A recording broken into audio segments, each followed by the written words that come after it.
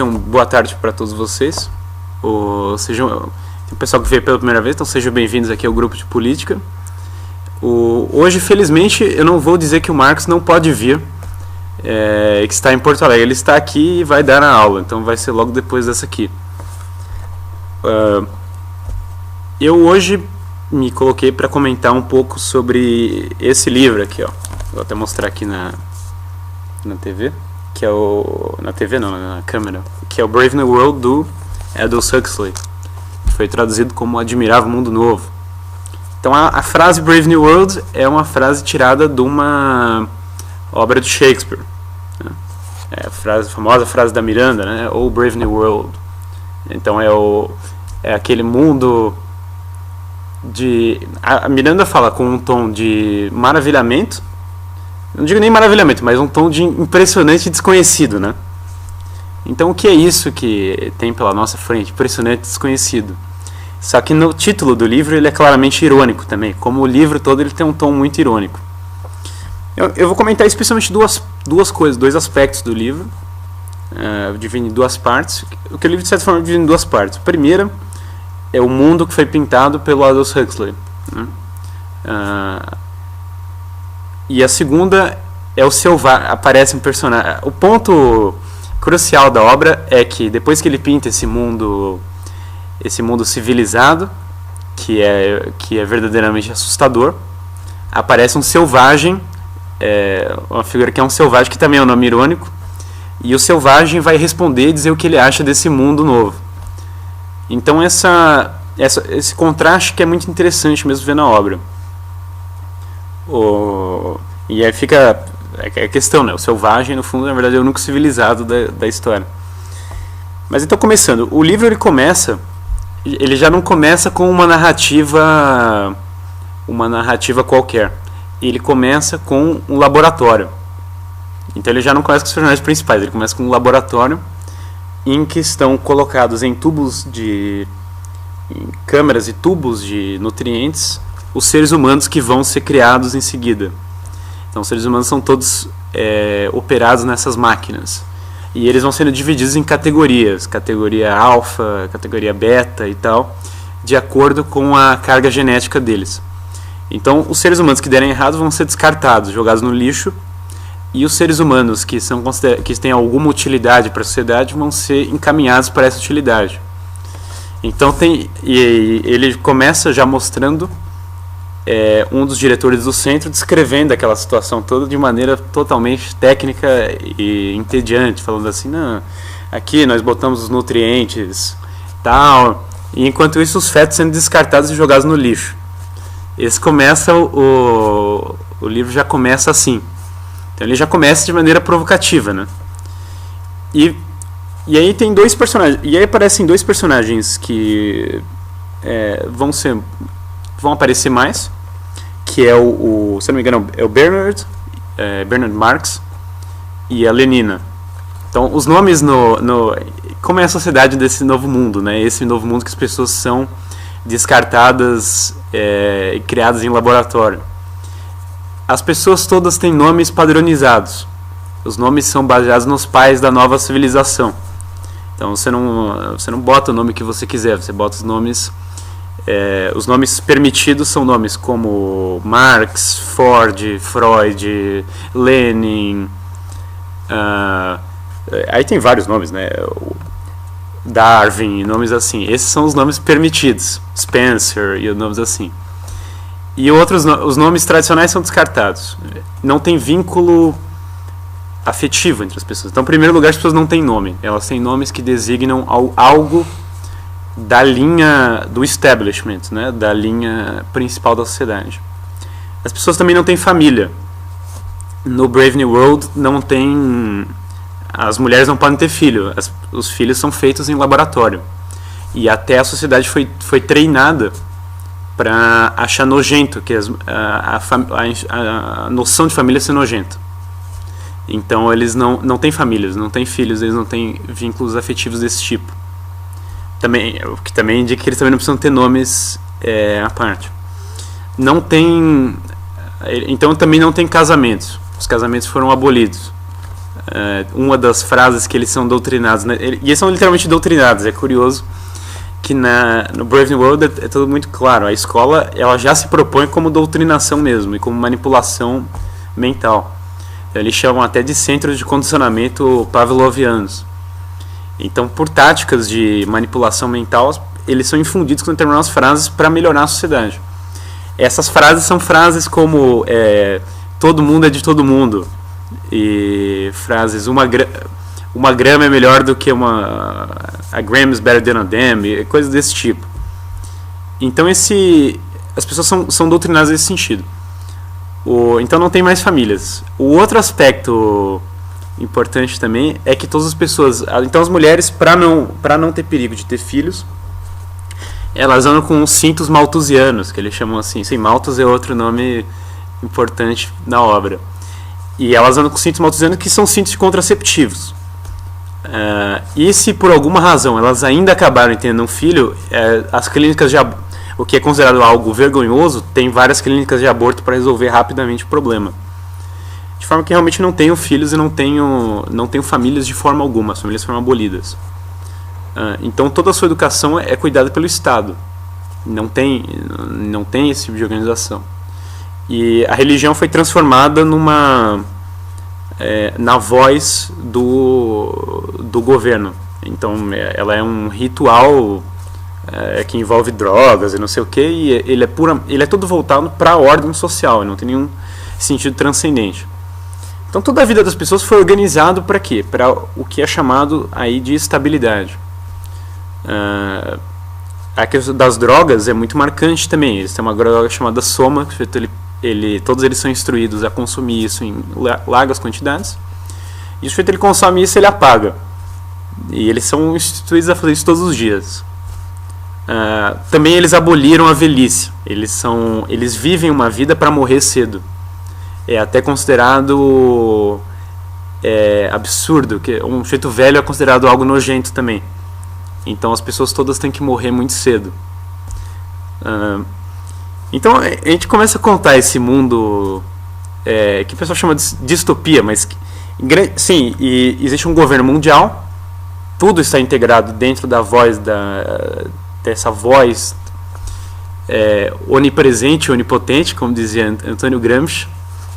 Essa voz que está em todos os cantos, ela permeia a vida inteira das pessoas, não tem como escapar disso, não existem alternativas.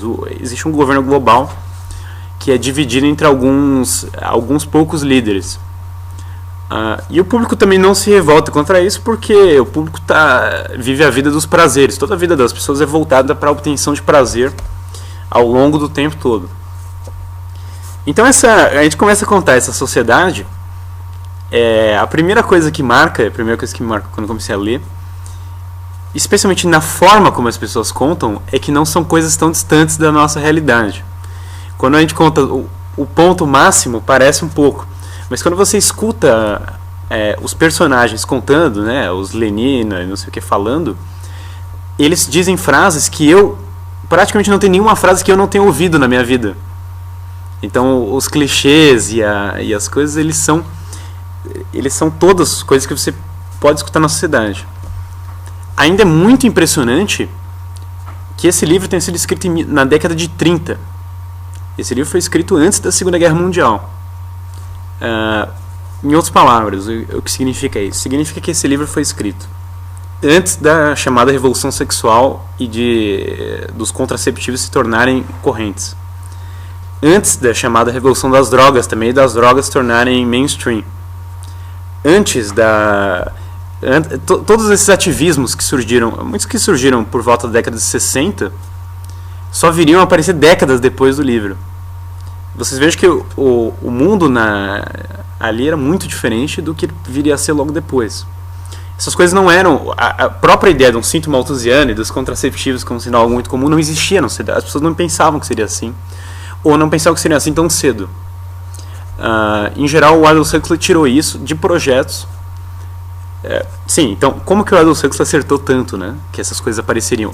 Não existia LSD na época. E ele fala do soma e de drogas assim. Aquilo não havia na sociedade. Como ele acertou tanto, né? Também não haviam o aborto estava longe de ser legalizado. na Inglaterra e nos Estados Unidos, longe. A engenharia genética estava muito longe do ponto que ela chegou hoje. Ideias como clonagem, então, eram ideias de ficção científica mesmo. Como foi que ele acertou tanto, né? Porque que todas as coisas que ele descreveu na cidade dele apareceram algumas décadas depois e apareceram exatamente como... Sim, também não havia a ONU como a gente conhece hoje, essas organizações não haviam. O globalismo não era uma ideia, não era uma coisa tão evidente assim.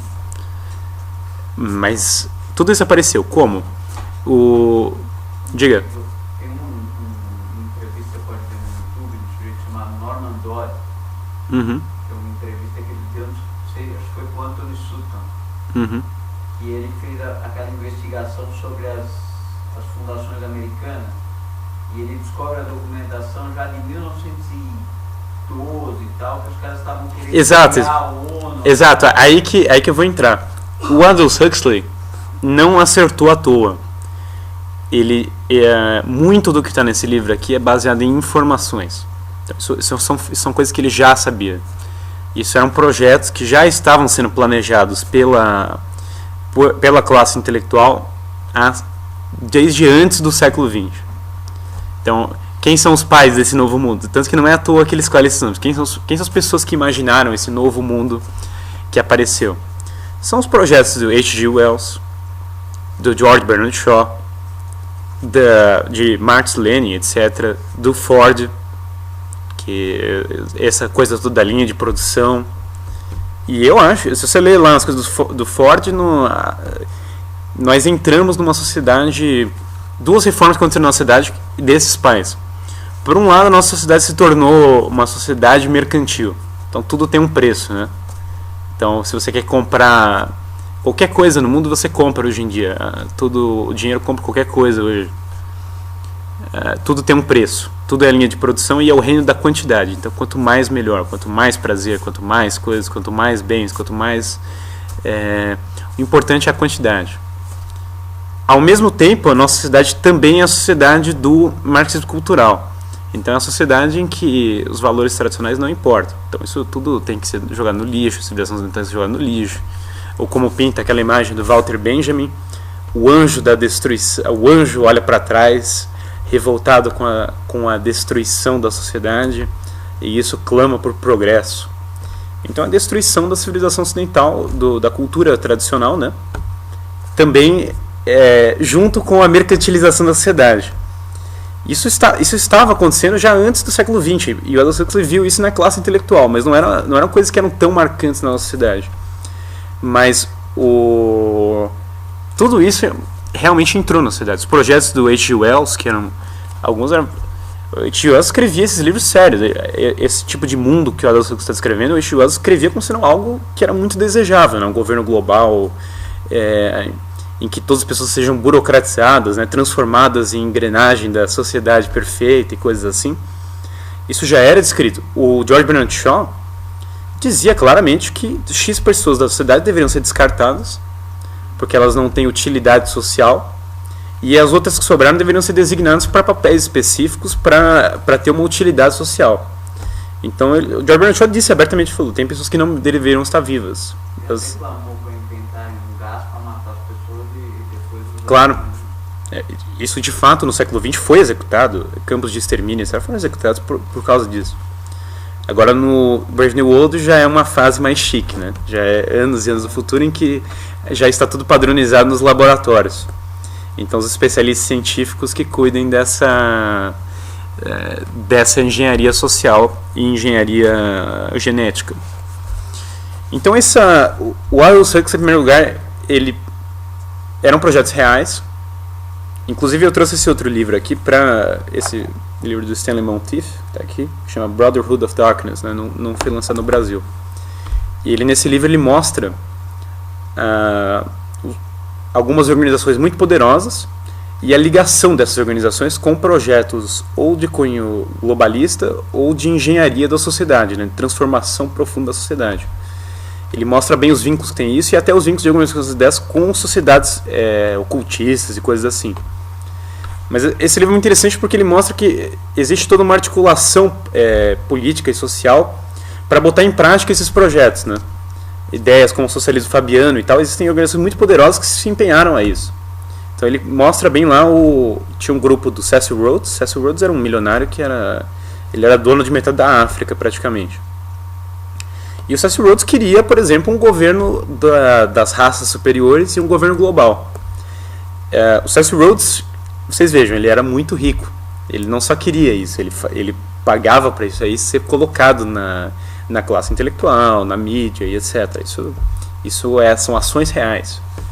O Comintern, por exemplo, que eu estava comentando aqui, né, comunista internacional, não é só ficar fazendo projetos, eles agem na sociedade. Então, aquilo que a princípio era projeto se torna realidade por meio da ação desses grupos, né? Isso foi pensado e foi planejado e foi executado para ser assim. Então, só que no mundo E o Aldous Huxley, ele até tem um prefácio muito interessante no livro. O prefácio, eu acho... O prefácio do próprio Huxley é fundamental. Ele conta o que ele acha esse aqui é um prefácio que ele escreveu quando já escreveu Brave New World Revisited. O Brave New World Revisited é só um apunhado das coisas que ele citou no livro dele e que de fato aconteceram. E ele vai apenas escrevendo assim, ele falou, olha, no meu livro aconteceu isso, já tem os projetos de engenharia tais, já aconteceu isso. E é chocante, porque aquilo que ele previu, ele escreve 30 anos depois, né, lá para a época dos anos 60, e aquilo está tudo acontecendo mesmo. E ele ainda fala como nenhuma surpresa, ele diz assim, não, isso aqui já era tudo esperado, eu não estou me surpreendendo com nada disso aqui que está acontecendo. Vocês que estão surpresos, e eu já sabia que isso ia acontecer. Então o Brave New World tem não é apenas uma obra de ficção, não é só um exercício de imaginação, embora ele também seja, mas ele tem todo esse aspecto documental mesmo. Por outro lado, ele também é um exercício literário interessantíssimo, porque ele pega muitas das utopias e ele faz elas acontecerem. E não é assim, não, ele fez uma utopia errada de propósito, para provar que as utopias são impossíveis. Não. O Aldous Huxley pensou de propósito em mostrar uma sociedade que fez assim, vamos supor que a utopia que esse pessoal está defendendo acontecesse mesmo, que fosse realmente assim a sociedade. Então não tem mais casamento, não tem mais não sei o quê. Como seria a sociedade se realmente acontecesse? Se a utopia fosse realizada? E o resultado que é uma sociedade que todo mundo tem prazer o tempo todo, e que é o objetivo desse pessoal. Eles dizem claramente, eles falam, não, a gente está buscando o prazer da maioria das pessoas. Então vamos supor que essa sociedade fosse realizada. E ele pinta as utopias realizadas. O mundo do H.G. Wells passa a ser mostrado, é realizado, e fica evidente que não é aquela coisa linda que o H.G. Wells descrevia. E aí tem um tom irônico muito forte, né? Por que eu reconheço essas frases do tipo... Por exemplo, eu ouvi uma vez uma moça falou pra mim assim, eu queria morrer cedo porque eu acho que a velhice é algo nojento. É exatamente a mesma frase do Brave New World. Isso não é à toa. O Huxley tinha também uma veia irônica muito forte. Ele botava frases desses intelectuais e das pessoas da sociedade que mostravam a influência já do que estava acontecendo. Por isso que ao ler o livro, os que já leram o livro, tiveram essa experiência, os que vão ler, os que não leram, por favor, leiam. Vão ter essa experiência de encontrar coisas da vida corrente que vão soar muito engraçadas, vão ser muito irônicas. Um personagem também muito engraçado é a Lenina. A Lenina é outro personagem curiosíssimo. Assim, hoje em dia tem muitas Leninas por aí.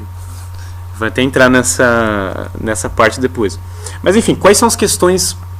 Se nós olharmos, quais são as questões mais discutidas da atualidade? Quais são os temas mais polêmicos, os temas que estão na mídia, então não sei o quê. Aborto. O velho tema do aborto. É um dos temas mais discutidos hoje. A questão da revolução sexual. E a revolução sexual inclui aqui não só contraceptivos que já foram instituídos e tal, mas todas as outras, a história do casamento gay, que o fundamento do casamento gay é o quê? Não, as formas de sexo, não existem formas adequadas ou inadequadas de sexo, cada um faz o que bem entender. Isso é a mesma coisa para várias questões da sociedade. Então entra aí na questão do homossexualismo e todas as outras, a revolução sexual, que é um tema que é um tema totalmente da atualidade. E o próprio aborto tem muito a ver com a revolução sexual. O que é aborto? Aborto é um método contraceptivo posterior. O cara não tem mais condição de... o aborto é feito para não ter filho. Então entra aí também. Drogas. Legalização das drogas está sendo discutida em todo canto agora. A questão das drogas é a questão do Brave New World também.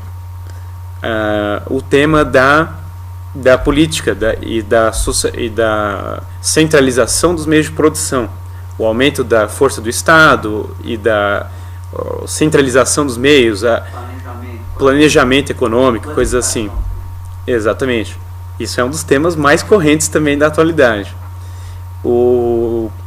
A questão da educação. A educação, ela deve infundir coisas pré-determinadas para as crianças e etc. Isso também é um tema.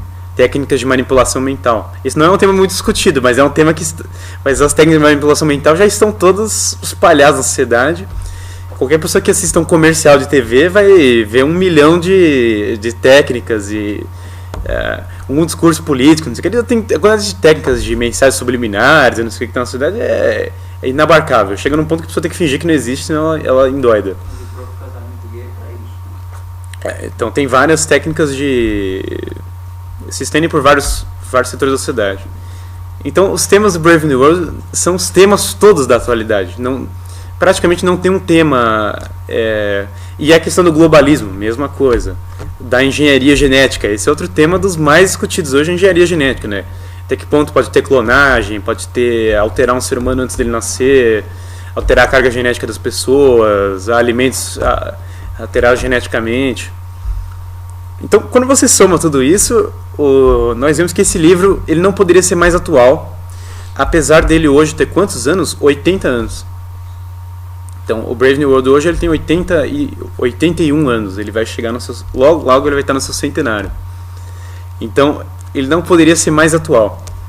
Isso é incrível, porque as pessoas às vezes são muito céticas em relação à capacidade de prever o que vai acontecer Não, isso aí nunca vai acontecer. Bom, o Huxley sabia do que ia acontecer muito melhor que a gente saberia.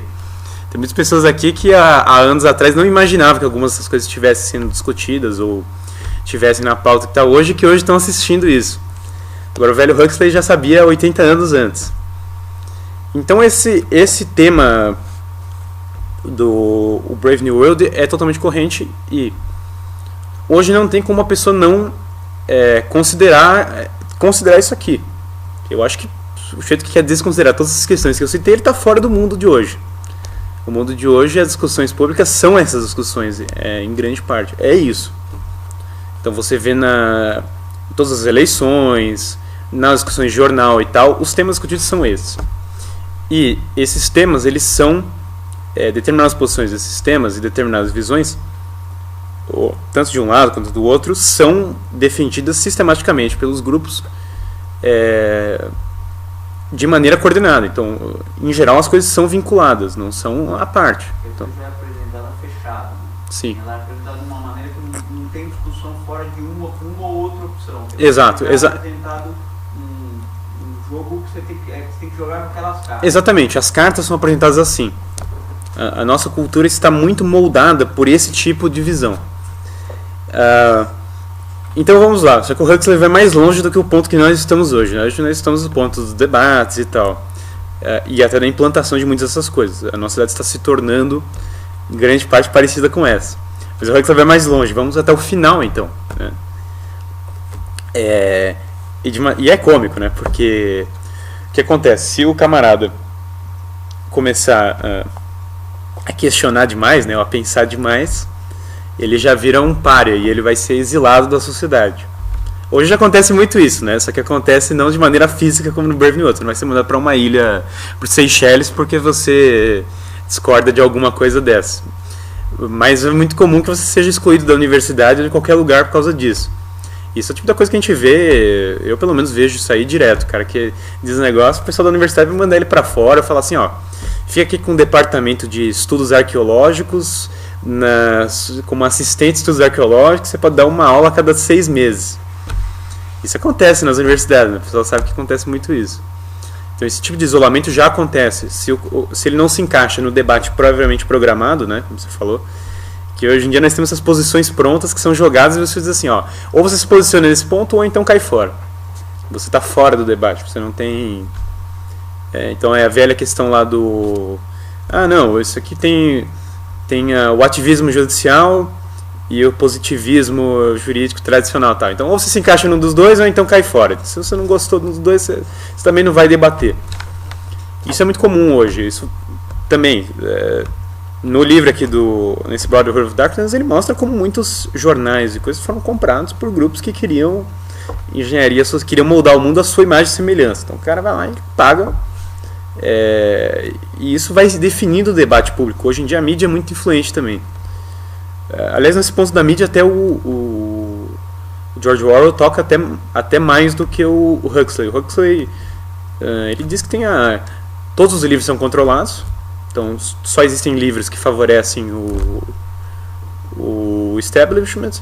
Toda a mídia é controlada, então só existe a mídia que favorece o establishment, e ele para por aí. Ele não entra tanto na manipulação, porque as pessoas já estão já há hegemonia no livro do Huxley.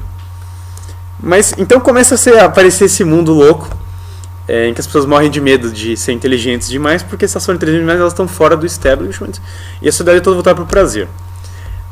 E aí o que acontece? O Bernard e a Lenina, o Bernard resolve levar a Lenina para uma reserva de selvagens.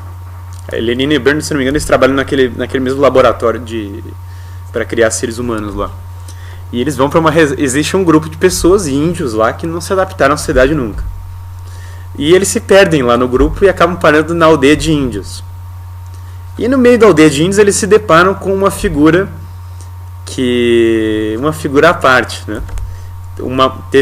A história é assim, teve uma moça que se perdeu uma vez na reserva de índios, ela estava grávida. Ela se perdeu porque ela foi largada lá porque ela estava grávida. Isso era um negócio absurdo, então largaram ela no meio dos índios. E uma moça que era da civilização, como ele chama, né? E ela teve um filho, e esse filho acabou nascendo no meio dos selvagens, apesar dele ser o filho de uma mulher da civilização. E esse filho é o John. Ele é um dos únicos que tem um nome que não é um nome de alguma personalidade, um filósofo, algum pensador do Novo Mundo. Ele tem um nome que é João, que é um nome muito pessoal e um nome muito simples, né? João, que é um nome, e é até um nome que tem uma vinculação religiosa. João é o nome de João Batista, é o nome de São João e outras figuras tantas como essa. Então ele tem um nome como João, e John, né? John em inglês, John. E John tá ali e ele vai crescer no meio desses selvagens ali. Só que o John ele vai se deparar com um livro que na época tem uns 300, 400 anos. Um livro pré-histórico que estava largado lá na reserva de selvagens. Deixaram passar, né? Que é um volume empoeirado desse tamanho das obras completas de Shakespeare. E esse é um livro só que passou de toda essa censura. Então o único livro aí que ele teve acesso, ainda porque ele está numa reserva de selvagens. E ele começou a ler as obras completas de Shakespeare, né? Começou a ler inteira até do ponto de decorar. E rápido, quando ele começa a ler, ele começa a ver que as situações da vida dele estão descritas ali. Então, por exemplo, a mãe dele, ela é uma filha da Revolução Sexual. Então, ela sai com todos os homens da aldeia de índios lá, o que desperta o ódio profundo de todas as mulheres da aldeia. Porque lá na aldeia de índios tem um negócio chamado casamento. Que a mãe dele não é capaz de entender, ela não sabe o que é isso. Ela acha isso um negócio nojento. E o John, ele é o primeiro a entender isso. Quando ele lê no Shakespeare, ele começa a ler aquelas passagens ele vê toda a desgraça que pode sair do modo de vida da mãe dele e das pessoas que manipulam a mãe dele, e ele se sente raivoso, né? Então, o primeiro capítulo que ele começa a contar a vida dele, ele fala da raiva que ele sentiu vendo a mãe dele se prostituindo. Essa foi a primeira experiência mais forte dele. A partir dali, toda a obra de Shakespeare vai passando a vida dele, ele vai tendo experiências ele cresce, ele aprende o que até junto com os índios, ele aprende o que é coragem. Mas os índios não têm contato com Shakespeare, só ele. Essa é a diferença. Os índios têm contato com algumas obras, pelo que eu entendi, antigas também, mas o Shakespeare, ele que decorou o Shakespeare. Essa que é a diferença dele para os índios, né? Os índios, eles ficam só naquela coisa... Porque tem que ter alguma coisa de, sei lá, lei natural, direito natural, aí nesse comportamento dos índios Não, a diferença, os índios têm a visão religiosa panteísta antiga, tem um monte de coisa que ele aprende tudo aquilo e ele acha fundamental, mas o Shakespeare, porque Shakespeare tem a visão, a civilização cristã aparece ali no Shakespeare, isso os índios não têm, isso é um diferencial dele em relação aos índios, a diferencial aparece com essa obra, e ele sabe perfeitamente disso, por isso que tem algumas coisas ali que ele ficou horrorizado e que os índios não ficam. Então os índios têm alguns costumes de algumas coisas assim que eles deixam, não sei o que, morrer ou não sei o que ele ficou horrorizado com aquilo. Ele tem uma visão diferente dos índios por causa disso, e ele decora aquilo e a vida dele vai sendo passada por isso. Ele tem a experiência ele aprende com os índios, tem a experiência da transcendência, então eles são profundamente religiosos, e ele vai até mais profundo que eles por causa da obra do Shakespeare, que é uma obra, é pouco discutido isso, mas a obra de Shakespeare é profundamente religiosa. Até diria que a religião, um dos maiores temas do Shakespeare é esse. Dificilmente ele tem alguma obra dele que não toque nesse ponto. Também justiça, coragem, amor romântico, virtude, todas essas, beleza. A obra do Shakespeare é lotada dessas coisas. Aliás, o principal dela é isso. Então, como o mundo do Shakespeare é muito assim, fica marcante, porque essas coisas que tem na obra do Shakespeare são as que não tem mais no mundo, no admirável mundo novo, que é uma frase irônica, porque ele, quando vai conhecer a civilização, né, que ele tanto ouviu da mãe dele como sendo o máximo e tal, ele diz assim, é um admirável mundo novo, as coisas que eu vou descobrir e tal. Essas coisas, os valores que tem são os que não existem no mundo novo. E aí eles acham aquela figura lá, que eles acham para eles é um negócio divertidíssimo pro pessoal da civilização encontrar aquele selvagem, né? Então eles resolvem levar ele para ele aparecer na civilização como um showman, para ser uma espécie de King Kong que vai aparecer na cidade para o pessoal bater palma, assistir e tal. E aí eles levam ele para a sociedade. Então, eles levam ele e a mãe dele, só que a mãe dele ninguém gostou porque ela era velha e aquilo era um negócio nojento. Ela conseguiu envelhecer, né, porque ela viveu então eles descartam ela e jogam ela em algum quarto escuro por aí. E a mãe dele também não queria saber de outra coisa que não fossem as drogas, então a mãe dele fica no negócio das drogas até o final da vida. Ela começa a se drogar até o final, ela era totalmente viciada em drogas, até o ponto que ela morre. E quando ela tá para morrer, aparecem umas crianças ali, umas crianças do centro de condicionamento pavloviano, e começam a rir da cara dela quando ela tá para morrer. E essa é uma cena muito marcante, inclusive, do livro, porque o John chega no pé da cama da mãe dele e ele começa a chorar com aquilo, né? Ele fala assim, mãe, não sei o que. E a mãe dele não tem mais discernimento nenhum, não sabe nem o que está acontecendo, ela está tão drogada que ela não sabe nem que ela está morrendo. E as pessoas da sociedade, da civilização, começam a rir daquilo. E o John é o único que consegue ter algum valor naquela situação. Essa é uma das coisas mais chocantes para ele. E ele pega um ódio mortal do soma, né? Soma é a droga que eles consomem sempre. Então ele pega um ódio mortal daquilo ali, começa a chamar o soma de veneno. E essa não é uma das únicas coisas que ele se revolta. Então ele começa o outro aspecto, então, o negócio da revolução sexual. E esse é um ponto que é muito marcante na obra. Ele tem uns 2 ou 3 capítulos só para falar da reação do selvagem à revolução sexual, especialmente a questão do amor romântico. Quando ele encontra a Lenina, a Lenina é uma das mais tem a cabeça mais rígida na civilização, na chamada civilização, que às vezes aparece entre aspas na obra, especialmente quando o selvagem fala, ele fala civilização entre aspas.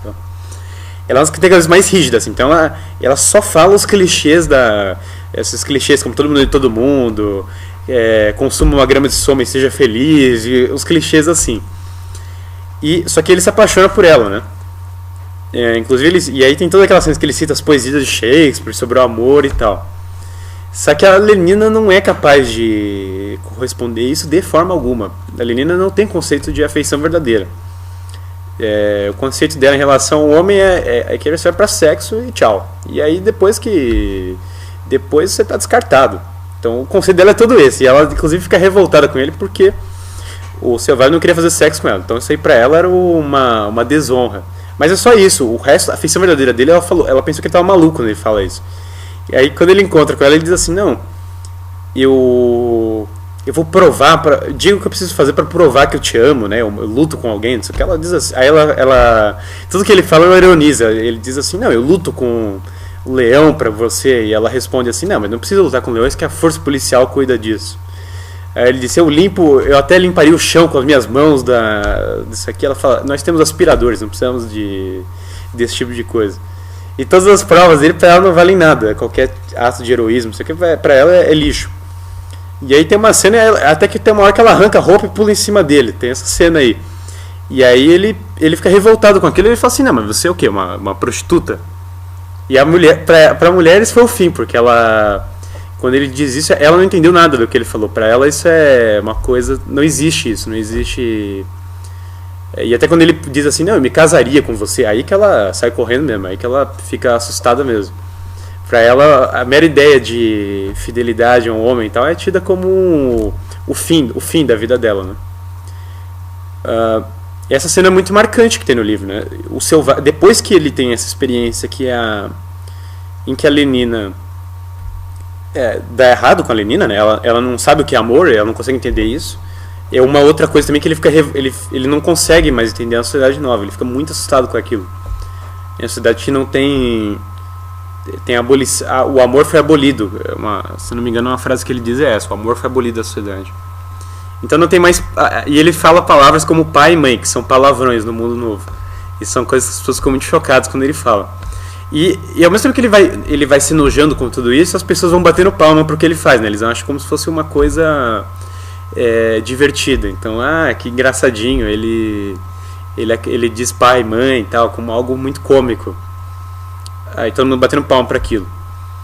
E aí que tem uma das partes, assim, outra cena que é a cena mais importante, talvez, do livro, é que o John vai acabar se encontrando tem dois personagens, é que eu não vou entrar nos detalhes todos, né? Tem o Helmholtz, que é um também que não se encaixou perfeitamente na Cidade Nova.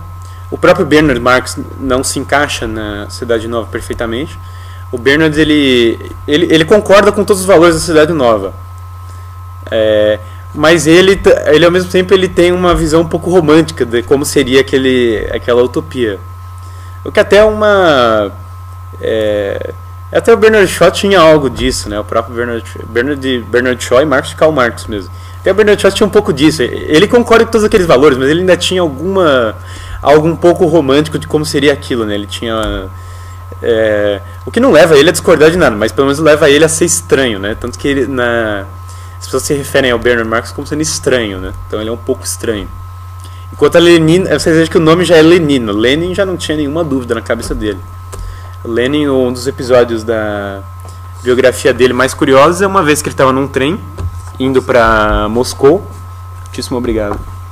Ele estava indo para Moscou e aí ele olhou para um camarada no trem e ele achou que o cara tinha cara de burguês, né? Então ele abriu a porta do trem, pegou o cara e jogou para fora e falou assim: é melhor prevenir do que remediar. Então esse era Lenin. Então Lenin não tem nenhuma dúvida e a Lenina também não tem nenhuma dúvida, mas o Karl Marx ainda tinha um pouco de sonho. Embora ele mostre bem que ele concorda com tudo aquilo que está acontecendo, mas ele acha apenas um pouco exagerado. E aí o que acontece? Eles dois e mais o Selvagem, o Helmholtz, o Bernard e o Selvagem, vão encontrar com um dos ditadores mundiais, que é o Mustafa Mond. Mustafa Mond é um desses ditadores mundiais. E aí vai ter o diálogo. O Helmholtz acha aquilo tudo. O Helmholtz é um cientista, né? Aliás, ele é um cara que reescreve literatura. Mas Helmholtz é o nome de um cientista, mas o personagem Helmholtz é um cara que reescreve obras de ficção. E o Helmholtz ele faz engenharia de ficção, inclusive. E o Helmholtz ele acha um pouco estranho aquele mundo deles, realmente. Ele acha que tem alguma coisa errada ali, porque ele investigou demais. O Marx é um pouco estranho porque ele é um pouco sonhador, embora ele não discorde do mundo. Ele acha que o mundo está muito adequado, mas também o contato que ele teve com o Selvagem deixou ele muito confuso. Até é curioso que o contato que o Bernard Shaw teve com Chesterton também deixou ele bastante confuso. Ele não chegou a mudar de opinião, mas ele começou a achar o que ele próprio achava algo meio estranho. Ele achava... e aconteceu a mesma coisa com o Bernard Marx, o que não é à toa. O Huxley tem algumas coisas que ele tira do Chesterton, por sinal.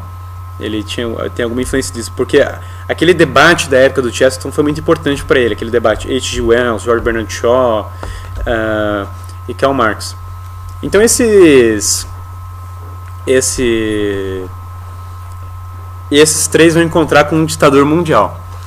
E o ditador mundial é o quê? É o cara que ele tem todas as informações do mundo novo. E quando eles chegam, é muito curioso, porque o Selvagem começa a falar para ele assim, mas você não conhece, né? Você não entende que está errado esse mundo? Você não entende que as coisas não podem ser assim? E aí o Bernard Marx fica morrendo de medo. Ele fala assim, não, você está falando isso pro ditador mundial, como você ousa, tal. Mas o ditador mundial, ao contrário do que se espera, ele acha aquilo muito curioso. E ele chama os três para conversar. Especialmente ele quer conversar com o Selvagem. E aí ele pega ele conversa com o Selvagem, ele diz assim, o Selvagem cita Shakespeare. Aí o Mustafa diz assim, então você conhece Shakespeare. E ele conhece. E aí ele chega lá pra ele e fala assim, não, eu não só conheço, o Mustafa não só conhece Shakespeare, como eu conheço. Aí ele puxa assim a imitação de Cristo, a Bíblia, ele puxa todos esses livros e vai botando na mesa e fala assim, não, eu conheço tudo isso aqui também. Isso aqui faz parte dos livros que estão guardados aqui, que nunca vão sair pro público. Aí o Selvagem assim, mano, você é louco, você conhece tudo isso e você vai esconder do público. Você não vai passar isso para as pessoas, por quê? E aí o Mustafa diz assim, olha, isso aqui, por mais que seja bom, se eu passar para as pessoas vai ter instabilidade na sociedade. As pessoas vão questionar o que a gente está fazendo. Então, se eles lerem a imitação de Cristo, a Bíblia, eles não vão aceitar a nossa engenharia social. Quer dizer assim, mas a sua engenharia social é um inferno. Ele diz assim, não, hoje as pessoas todas sentem prazer o tempo todo. E é isso que eu queria, no final das contas. Então, ele conta, um dia foi um sujeito que era um cientista, só que eu fiz ciência de verdade, eu cometi esse erro. E aí eu fui chamado para cá e me deram uma escolha, ou de ser exilado, ou de ser um dos controladores do mundo. E eu concluí que era melhor que as pessoas vivessem o tempo todo sentindo prazer.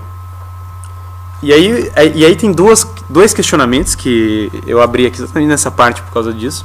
Os dois questionamentos do Selvagem são os melhores, e eu vou até fazer um paralelo deles com duas questões levantadas pelo Dostoiévski. Então, o primeiro questionamento que ele faz, ele diz assim, mas você não acredita em Deus? Aí, esse é um ponto, é o primeiro ponto fundamental. Por quê? Qual é a questão que ele está levantando? Que é a mesma questão que o Dostoiévski levanta. Se existe a vida eterna, o que você está fazendo é absurdo.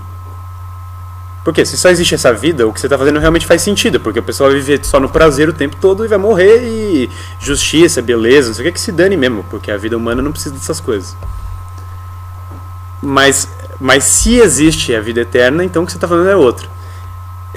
O que você está fazendo é absurdo, é um crime. Você está dormindo em lençóis incestuosos, é a frase do Shakespeare. Esse é um dos pontos que o Dostoiévski levanta no livro dele várias vezes, né? Que todo mundo conhece a famosa história do se Deus morrer, tudo é permitido. Que aparece duas vezes, aparece um diálogo do Ivan com o Alyosha, e num diálogo do Padre Zosima com o... Aliás, aparece um diálogo do Dmitri com o Alyosha e num diálogo do Ivan com o Padre Zosima. Que o Ivan diz assim pra ele, eu acho que o Ivan vira para o Padre Zosima. O Ivan é o personagem ateu o racionalista ateu da história. O Ivan vira para o Zosima e diz assim, eu acho que se não existir a vida eterna, não existem valores morais, não existe justiça, não existe nada disso. E aí o Padre Zosima responde, então das duas uma, ou você vai ser a pessoa mais feliz da Terra ou a mais infeliz, porque ou você acredita que existe a vida eterna e na sua vida vai ter justiça, beleza, amor e etc, ou você acredita que não existe e você vai viver uma vida de sofrimento. Essa é a resposta que faz, que é a velha história que depois, no diálogo com o Dmitri e Alyosha termina com a história de realmente, se Deus está morto, então é porque tudo pode. O mundo não tem mais sentido. Então esse é o primeiro questionamento que o Selvagem faz. E que é respondido pelo Mustafá com um segundo problema. Exatamente como o Ivan vai jogar esse segundo problema. O Mustafá diz assim, não, Deus causa instabilidade. Deus permite que as pessoas sofram e Deus permite que as pessoas tenham esse sofrimento e que não vivam prazer o tempo todo. E aí entra na questão do livre-arbítrio, que é a questão mais importante, talvez, dos irmãos Karamazov, por exemplo. Que aparece no diálogo do Grande Inquisitor, nos irmãos Karamazov. A questão do livre-arbítrio é que ele joga em cima do Selvagem. Ele diz assim, Deus permite, eu não posso fazer como... As pessoas antigas acreditavam em Deus, tinham Deus e tal, e agiam de acordo com isso. Mas isso causa desordem, eu não posso permitir a desordem, eu não posso permitir que as pessoas tenham o livre-arbítrio de sofrer. E aí, nos irmãos Karamazov, aparece o diálogo do Grande Inquisitor, o seguinte questionamento. Uma das tentações, aliás, a terceira tentação e a mais importante tentação de Jesus Cristo no Evangelho, no inferno, aparece o diabo e joga para ele 3 tentações. A terceira e a mais importante, o diabo diz assim para ele, os reinos dessa terra serão seus. Isso a princípio pode parecer que ele está tentando Jesus Cristo com poder, mas não tem nada a ver, isso não é tentador para Jesus Cristo. Até algumas pessoas virtuosas não cairiam nessa. É poder, então eu quero poder, não é isso. Ele está oferecendo algo muito mais profundo. Quando o diabo diz para Jesus Cristo, você será o senhor dessas terras, eu te dou o senhor dessas, você vai ser o senhor dessas terras, ele está dizendo assim, eu te ofereço as almas das pessoas. Você pode forçar todas as pessoas a ir para o céu. Veja que aí já é outra questão. Não é só você vai ser o dono do poder terreno. Você pode forçar as pessoas a irem para o céu. Você pode pegar e obrigá-los. Você pode obrigá-los a ser justos. Obrigá-los a fazer a coisa certa. Obrigar eles a não matar. Obrigar eles a praticar a caridade. Você pode obrigar eles a fazer tudo isso. E aí e aí que vem o questionamento do Dostoiévski. É o fim do livre-arbítrio. A tentação, ele está tentando Jesus Cristo a suprimir o livre-arbítrio. E dizer assim, o mal do mundo, tanto que o Ivan fala, o mal do mundo é culpa sua, porque você permite que o mal aconteça. Essa é a grande questão teológica, filosófica, assim, por que permite do mal no mundo, né? E aí no próprio Evangelho é respondido da seguinte forma. Deus não tem escravos, ele tem filhos. Então, se não fosse permitido o mal, se não existisse maldade no mundo, e se não fosse permitido o sofrimento no mundo e a maldade, não haveria também o livre-arbítrio. E não haveria a possibilidade de liberdade, não haveriam pessoas livres, haveriam escravos. Então a escravidão total, e aí que entra a questão do projeto do Admiramundo de dominar o mundo. É a supressão do livre-arbítrio. Então existe essa tensão e aparece assim. O diabo acusa Deus e fala assim, você permitiu o livre-arbítrio. E Deus responde assim, só sirvo um Senhor. Eu sou me curvo perante Deus. O que ele está dizendo assim, amar a Deus sobre todas as coisas é permitir que as pessoas sejam livres. Então esse problema é o mesmo problema que o Selvagem vai levantar. Porque o Selvagem diz assim, olha o diálogo, que coisa incrível. Eu vou até abrir aqui para vocês verem o que ele responde.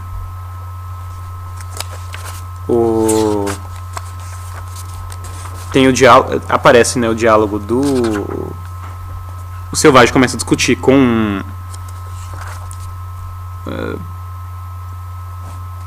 o Mustafá, né? E aqui tem até os problemas que eu levantei, quando o Mustafá diz esse negócio, mas não tem Deus. E aí o Selvagem diz assim, Deus é a razão para tudo que é nobre, fino e heróico e tal, que é a primeira questão que eu levantei. E aí que vem a resposta dele, ele diz assim, nós temos a civilização do prazer, nós não precisamos disso. E aí o Mustafá joga aí, fala assim, não, mas o problema todo é um problema de liberdade. Você acha que as pessoas deveriam ser livres, eu acho que elas não deveriam ter livre-arbítrio. O Mustafá diz pro Selvagem. E aí no final, eu até queria ler exatamente a parte,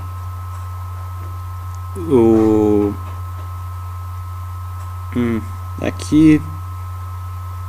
Aí, sim, aí o Mustafa até tem uma parte irônica que ele diz assim, mas esse negócio de heroísmo, a gente dá uma injeção de adrenalina nas pessoas e vale a mesma coisa. Isso aí não é relevante. Aqui, ó. Aí tem a parte sim. Aí o Mustafa diz assim, mas justiça, beleza, etc. são inconvenientes. E aí o selvagem responde, mas eu gosto dos inconvenientes. E aí o Mustafa diz assim, nós não gostamos. Nós preferimos as coisas confortáveis. E aí o selvagem responde, mas eu não quero conforto. Eu quero Deus. Eu quero poesia. Eu quero perigo de verdade. Eu quero liberdade e eu quero bondade. Eu quero que as pessoas possam pecar. E aí o Mustafa diz assim, de fato, você está clamando o direito de ser infeliz aqui nessa vida. E aí o selvagem diz assim, exatamente, eu estou clamando o direito de ser feliz nessa vida. O que é isso? Ele está falando, eu estou clamando o direito de que seja permitido o livre-arbítrio. Quando ele diz assim, eu quero a bondade e eu quero o mal, eu quero o livre-arbítrio. E aí o Mustafa responde, sem mencionar o direito de ficar velho, feio, impotente, ter sífilis, câncer, o direito de ter pouco para comer, o direito de ser alto, o direito de ter todos esses inconvenientes, o direito de morrer, o direito de não sei o quê. E aí o selvagem diz assim, eu clamo todos esses direitos. E aí o Mustafa esconde os braços e diz assim, bom, então você é bem-vindo para fazer isso. Então essa é a grande, no final das coisas, quando chega no último diálogo, o grande debate é esse. O selvagem diz, eu quero Deus, e isso significa eu quero livre-arbítrio. E o Mustafa, no fundo, ele é contra Deus, mas ele é contra por quê? Porque ele é contra o livre-arbítrio. Ele está tão revoltado com a permissão no mal do mundo, que ele fica contra Deus. Então esse é o grande estrutura e a grande questão, que é a mesma questão levantada dos irmãos Karamazov. O Ivan é a mesma coisa. O Ivan, ele diz isso abertamente. O Ivan diz, eu sou contra Deus porque Deus é a favor do livre-arbítrio. Então, e o livre-arbítrio permite que as pessoas pequem. Então ele é contra a criação. A criação implica no livre-arbítrio, na liberdade humana e tal. Ele é contra isso aí, ele é contra a criação. É o ódio contra a criação. Ele diz assim, não, mas Deus fez errado. Então esse diálogo é o ponto máximo da novela, né? Depois disso, o que vai acontecer com o selvagem? Ele não consegue fugir. Ele não se sente bem com a ideia de ir embora do mundo, ir para uma ilha, que até a ilha, até o próprio Mustafa admite, ele fala, a ilha dos isolados é o lugar mais divertido do mundo, porque são as pessoas que por várias razões, ou porque o camarada é muçulmano, ou porque é judeu, ou porque ele é cristão, ou porque não sei o que, ele abandonou a nossa sociedade. Então ele falou, é a ilha das pessoas mais divertidas que você vai encontrar. Ou porque ele é inteligente demais, né? Mas o selvagem não aceita isso, para ele não é o bastante. E ele fica ele fica muito deprimido e ele entra numa de... inclusive ele começa... O selvagem ele tem uma coisa, ele faz uma coisa que é muito chocante para as pessoas. Ele faz práticas ascéticas. Então ele toma um chá amargo porque práticas ascéticas são típicas de quem não vive para esse mundo, porque são práticas de alto sofrimento infligido, né, como jejum, o chá amargo que ele bebe, ele chicoteia as próprias costas, inclusive. Ele faz tudo isso. São práticas típicas que a pessoa da civilização fica, da civilização entre aspas, né, fica horrorizado. Como pode isso? Como pode um sujeito se controlar? Como pode um sujeito agir contra o seu prazer, né? E então o selvagem ele acaba sendo esse contraste total. Eu não vou contar o que acontece exatamente no final, o pessoal que lê aí veja qual é o final exato. Mas eu já adianto que o final não é exatamente feliz. Que é uma coisa que no prefácio o Huxley se arrepende um pouco. Ele diz assim, olha, eu acho que se eu escrevesse de novo o livro, só que eu não posso fazer isso, porque ele já está feito e eu ia atrapalhar muito se eu tentasse reescrever, mas se eu escrevesse de novo, eu montaria um outro tipo de sociedade, como alternativa ao mundo novo. Eu botaria uma sociedade em que as pessoas vivem para a eternidade, em que a economia é personalista, né? Você trata as pessoas de maneira pessoal, então os seres humanos são importantes e tal. E eu montaria essa alternativa. Mas enfim, isso acabou não sendo escrito, né? O texto não ficou assim. E o que veio depois foi até a redenção do Brave New World acabou não acontecendo pelas mãos do próprio Huxley. Mas me parece assim, o Huxley tem duas características que até aparentam, uma delas é muito triste. Ele acha tudo aquilo muito inevitável, em grande parte inevitável. Até para muitas pessoas vai parecer que o Huxley queria aquele mundo, né? Que me parece que não é o caso de forma alguma, mas eu acho que ele acreditava que aquilo era de certa forma inevitável, que isso era o rumo das coisas no mundo. Tanto que ele fala do Brave New World, se o pessoal assistir na entrevista, ele fala de uma maneira meio triste, assim, ele fala com uma cara meio deprimida, assim, meio de, não, isso aí realmente está acontecendo. Mas no prefácio do livro, até por causa dessa alternativa que ele falou que ele queria botar, tem uma certa esperança, né? E eu acho que essa esperança transparece no próprio livro. Quando no Selvagem o Selvagem não é um personagem só de tragédia, ele é um personagem que tem alguma esperança, né? Então ele é alguma alternativa ao caos que é a civilização, né? Então eu recomendo muito que vocês leiam o Brave New World e o Brave New World Revisited depois. Esse livro aqui do Stanley Monteith eu recomendo também para maiores informações. E, bom, é isso. Alguém tem alguma pergunta? Esse aqui é Brotherhood of Darkness, do Stanley Monteith. Que até eu recomendo também muito que assistam as palestras do Stanley Monteith sobre o tema, que são às vezes mais completas que o livro. O livro é interessante porque ele tem muitas fontes, ele tem muitos documentos, assim, ele tem muitos apanhados de documentos. Até um documento interessantíssimo que ele mostra. E ele descobriu na casa do Coronel House, que era um assessor muito próximo do Woodrow Wilson, um dos primeiros manuscritos do Protocolo do Sábado de Sião. O que significa que muito possivelmente esse documento foi forjado e inventado pelo próprio Coronel House. Então esse tipo de estudo, outro que ele mostra a influência do Coronel House no Tratado de Versalhes. Então tem muitos estudos documentais interessantíssimos no livro. Mas na palestra aparecem muitas informações que não aparecem no livro também, então é interessante ver as duas coisas. E é interessante essa palestra aqui, claro, ela junta com a outra do 1984, né? Do 1984 também é interessantíssima. Eu acho que os dois livros podiam ser lidos juntos. Esse aqui eu considero muito superior ao 1984, esse que eu acho que é um dos grandes clássicos da história da literatura. É um livro assim, incrível. Eu não consigo descrever de outra forma. Você tira quando eu li aquilo e eu vi que foi escrito em 1930 e pouco, eu falei, não, isso aqui não é uma profecia danada. Então é um livro que é até superior, mas o 1984 ele foca alguns aspectos muito interessantes que não são tão detalhados nesse livro aqui, né? Aquela coisa da imprensa, que são mais detalhados. Mas de qualquer forma, esse livro aqui é uma coisa maravilhosa que deveria ser lida por todo mundo. Então é isso. Alguém tem mais alguma dúvida? Então vou... No final do ortodoxia, o que significa essa sua palestra me fez lembrar de uma passagem no final do ortodoxia que o Chesterton diz, né?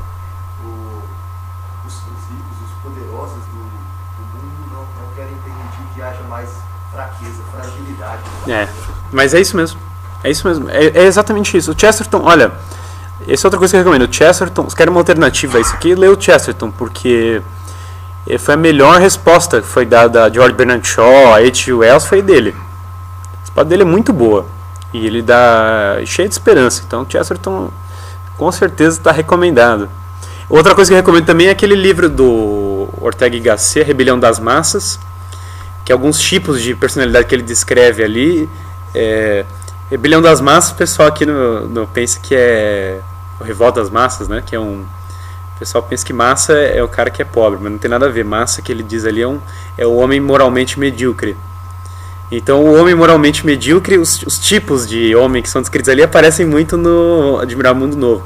Especialista científico, o menino mimado, e todos aqueles, o senhorzinho satisfeito e tal. Esses tipos descritos pelo Ortega y Gasset aparecem muito nessas obras. Então, também é outro livro que eu recomendo muito. Então, é isso. Acho que não tem mais nenhuma dúvida. Alguém tem mais alguma? Então vamos encerrar por aqui. Deixar o Marcos dar